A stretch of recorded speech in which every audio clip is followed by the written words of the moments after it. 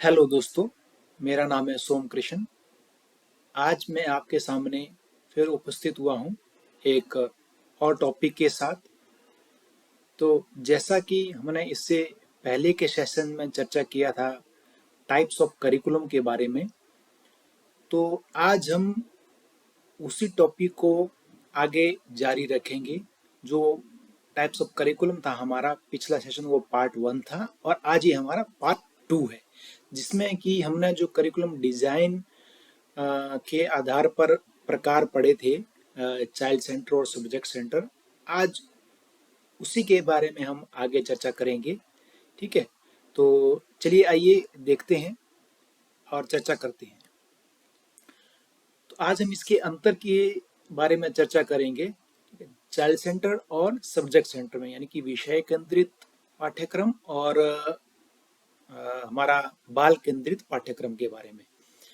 सबसे पहले पॉइंट्स पर आते हैं अगर हम, तो जो इंट्रोडक्टरी पार्ट है हमारा, जैसा कि हमने पहले भी पढ़ा इसमें कि जो हमारा सब्जेक्ट सेंटर है, ठीक है, उसके अंतर्गत जब भी हम करिकुलम डिजाइन करते हैं तो सब्जेक्ट को सेंटर में रखा जाता है। ठीक है, यानी कि सब्जेक्ट को केंद्र बिंदु माना जाता है। इसके अलावा इसके अंतर्गत बच्चे के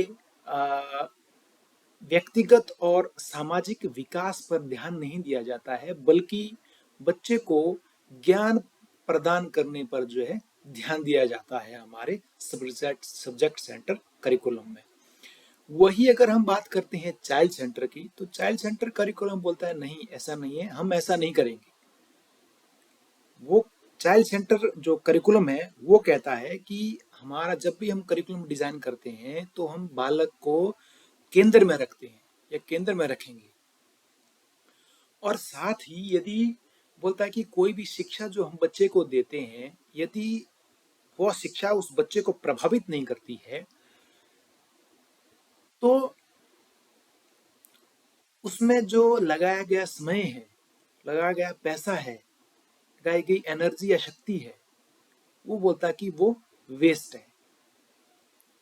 अब आते हैं हम दूसरे पॉइंट की तरफ, जो कि स्कूल ऑफ फिलोसफी की बात करता है, यानी कि जो दर्शन है उसकी बात करता है।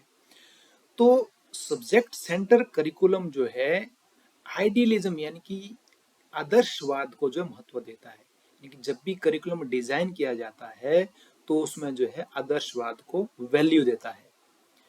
वैसे ही हमारा चाइल्ड सेंटर है वो बोलता है कि नहीं, हम इस फिलॉसफी को जो है वैल्यू नहीं देंगे। तो उन्होंने जो है, अगर आप देखेंगे कि उन्होंने वैल्यू दिया है हमारे नेचुरलिज्म को, ठीक है, हमारे प्रैग्मेटिज्म को, हमारे रियलिज्म को, यानी कि जो भी हमारा प्रकृतिवाद है, प्रयोजनवाद है और यथार्थवाद है, उसको जो है चाइल्ड सेंटर करिकुलम ने वैल्यू दी है। अब तीसरे पॉइंट की तरफ आते हैं हम, जो कि अप्रोच इन व्यू है। ठीक है, अब ये क्या कहता है, अप्रोच इन व्यू क्या कहता है? ये पॉइंट बोलता है कि प्रत्येक विषय को अनुशासन में कठोर माना जाता है। सब्जेक्ट सेंटर करिकुलम जो है क्या बोलता है कि प्रत्येक विषय को अनुशासन में कठोर माना जाता है। जब भी वो कंटेंट निर्धारित करेंगे इसके अंतर्गत, उसमें जो है कंटेंट को बहुत बारीकी से और अनुशासनात्मक तरीके से जो है तैयार किया जाता है। वैसे ही हमारा जो चाइल्ड सेंटर करिकुलम है वो क्या कहता है? चाइल्ड सेंटर करिकुलम बोलता है कि नहीं, हम इस चीज को डिसिप्लिनरी या जो अनुशासनात्मक हो गया, इन सब चीजों को जो है महत्व नहीं देंगे। वो बोलता है कि हम देंगे महत्व चाइल्ड साइकोलॉजी को। जब भी हमें कोई पाठ्यक्रम या प्रोग्राम जो है चलाना है, संचालन करना है या संचालित करना है, उसके लिए जो करिकुलम निर्धारित करेंगे, तो उसमें बोलता है कि हमें बच्चे की जरूरतें, बच्चे की रुचि को ध्यान में रखेंगे। तो इसलिए ये साइकोलॉजी, चाइल्ड साइकोलॉजी को जो है इंपॉर्टेंस देता है, डिसिप्लिनरी को इंपॉर्टेंस नहीं देता है। चलिए आगे बात करते हैं हम एम ऑफ एजुकेशन की, यानी कि शिक्षा के जो उद्देश्य की बात कर रहा है। अब चाइल्ड सेंटर करिकुलम में शिक्षा का उद्देश्य क्या है? ये बोलता है कि हमें फैक्ट यानी कि जो तथ्य और आइडियल्स यानी कि जो आदर्श है, ठीक है, उनके ज्ञान की उसका ज्ञान प्रदान करना, इन तथ्य और आदर्शों का ज्ञान प्रदान करना किनको? बच्चों को। बोलता है कि ये शिक्षा का हमारा उद्देश्य है, ये सब्जेक्ट सेंटर कहता है। बोलता है साथ ही किस पर जोर देता है ये? यह बच्चे के सांस्कृतिक और नैतिक विकास पर जो है जोर देता है।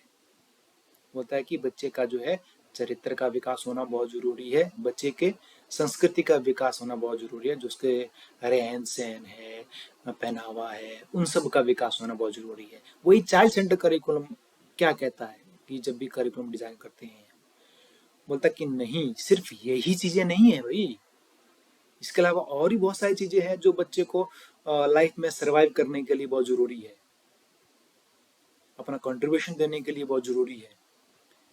तो जो चाइल्ड सेंटर करिकुलम है वो ओवरऑल डेवलपमेंट की बात करता है।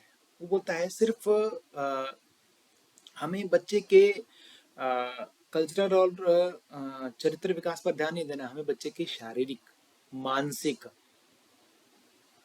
उसके अलावा मॉरल, इन सभी जितने भी बच्चे के जो है विकासात्मक एरिया है, उन सब पर ध्यान देना है और उन सब को विकसित करना है। ये जो है शिक्षा का उद्देश्य है, बच्चे में सर्वांगीण विकास जिसको हम कहते हैं। अब अगला पॉइंट्स की बात आते हैं हम, वो है हमारा सिलेबस पैटर्न, ठीक है, यानी कि पाठ्य विवरण की प्रतिरूप या प्रतिमान। अब ये क्या कहता है?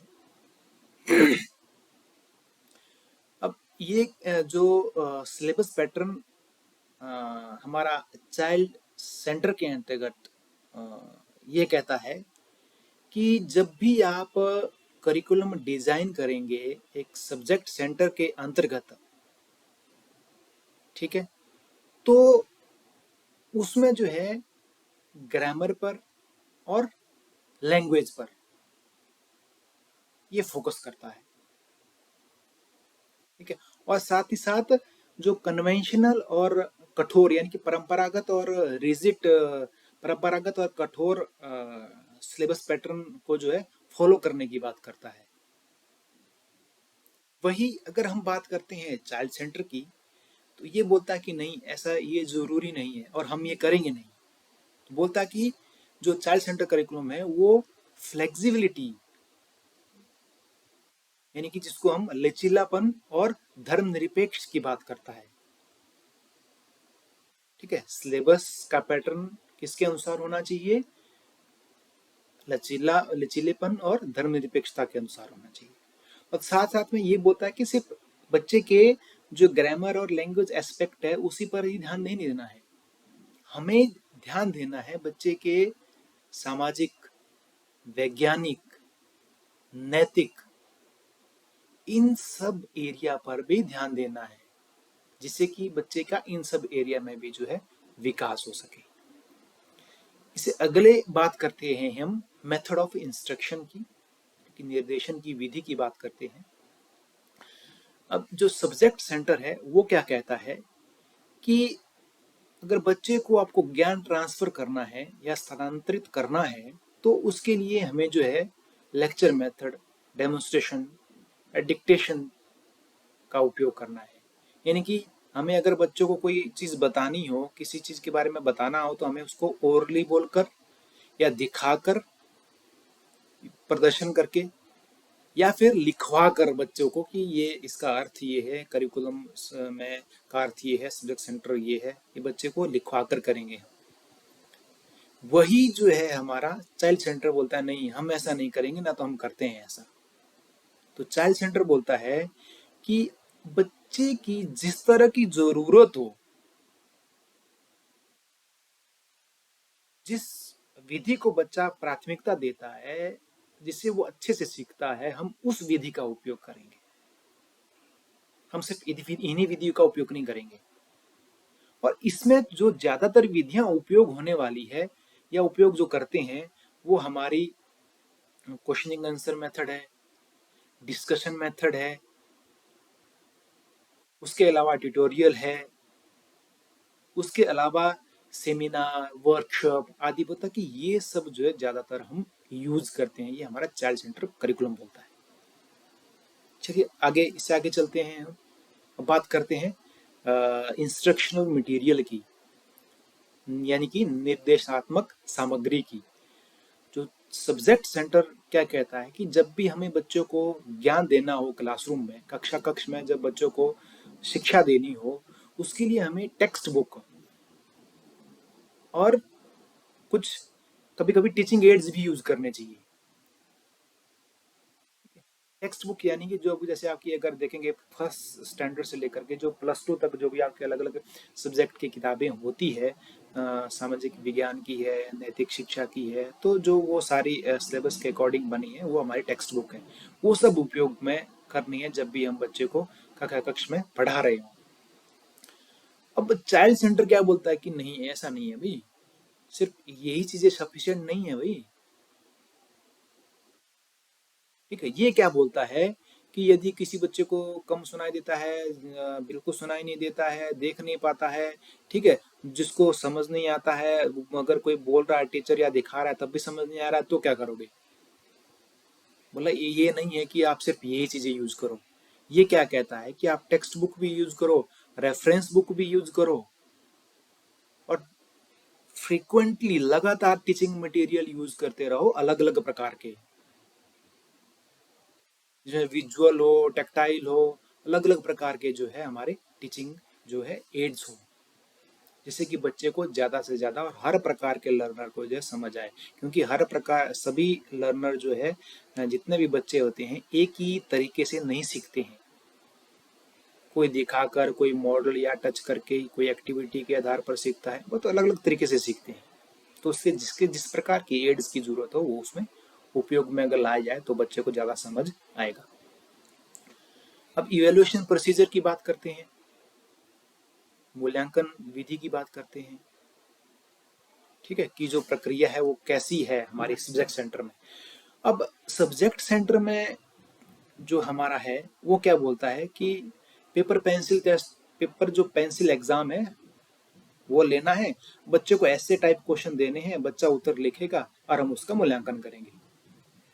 जैसे कि अगर होता भी था, अगर इससे पहले आप देखेंगे 5, 6 या 10 साल पहले क्या होता था कि अगर जब भी बच्चों का मूल्यांकन एग्जाम होते थे तो क्या 10 10 या 20 20 नंबर के क्वेश्चन आते थे, उसमें ऐसे टाइप में लिखना है आपको और आपका जो है रिजल्ट उसके आधार पर तैयार होता था।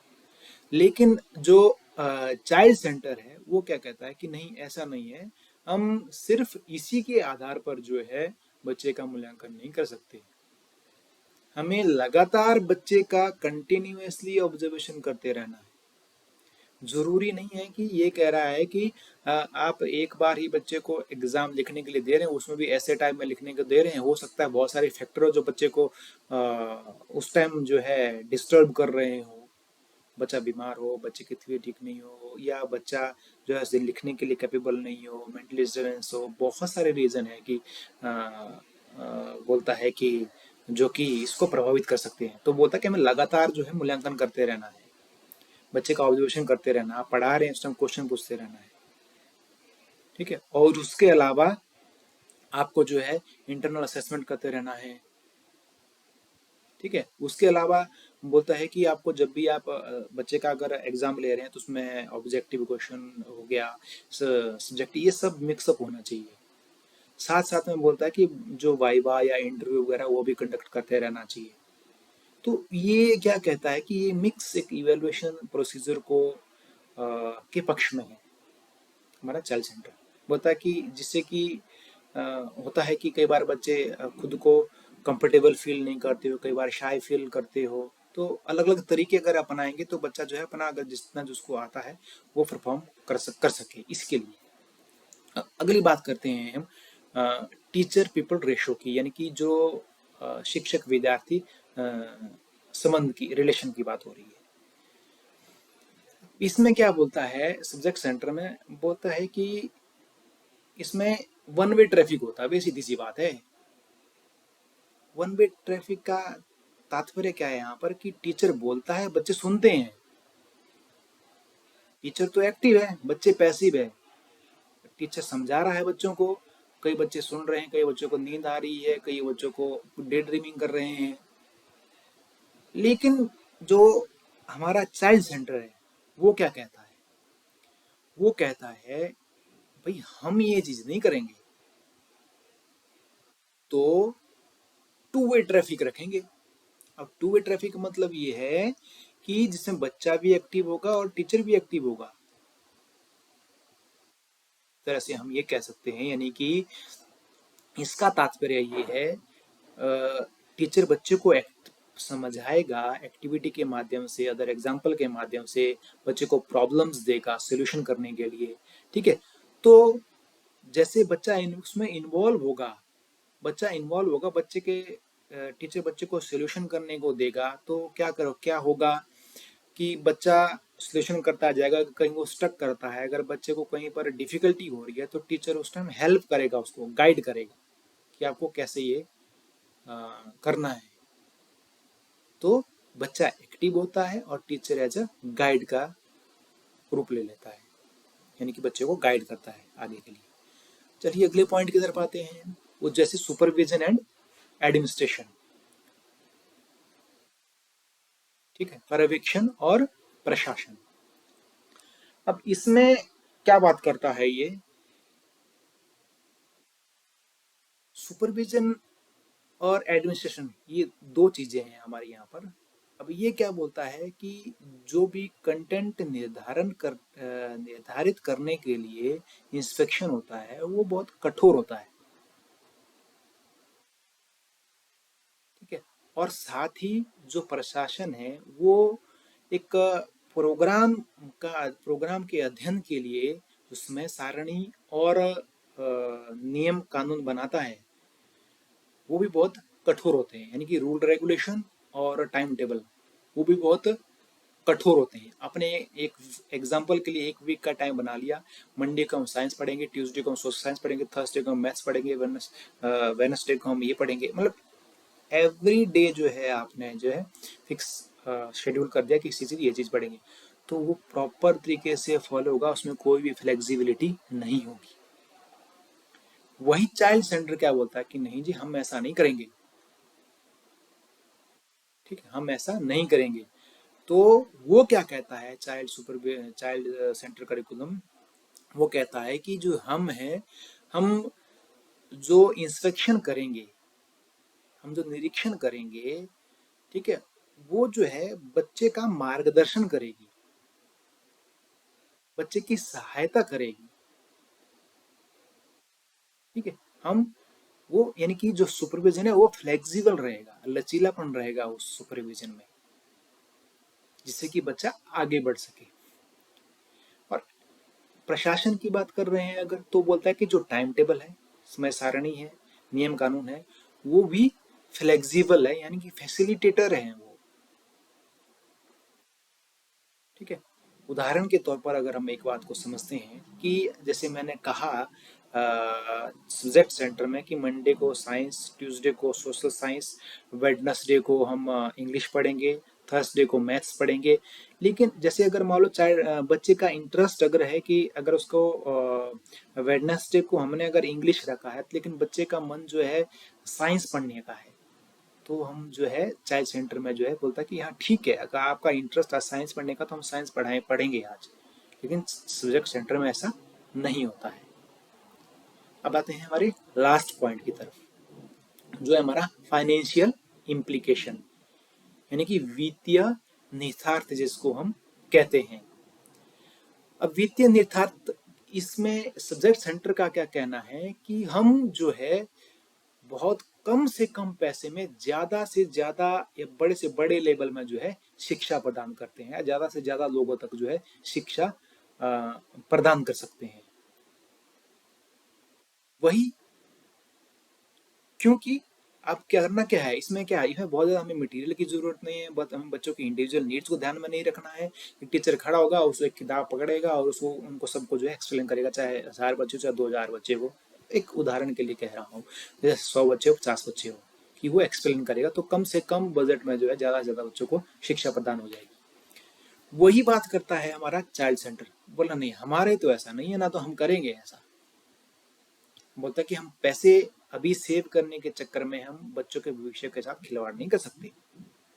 तो वो कहता है कि इसमें जो है फाइनेंशियल बर्डन होता है, क्योंकि हम बच्चे की इंडिविजुअल नीड्स को ध्यान में रखते हैं कि किस बच्चे की कैसी जरूरत है, किस बच्चे को किस प्रकार का मटेरियल की जरूरत है, किस बच्चे को किस तरह की विधि की जरूरत है, किस बच्चे को किस प्रकार के एक्सपर्ट की जरूरत है।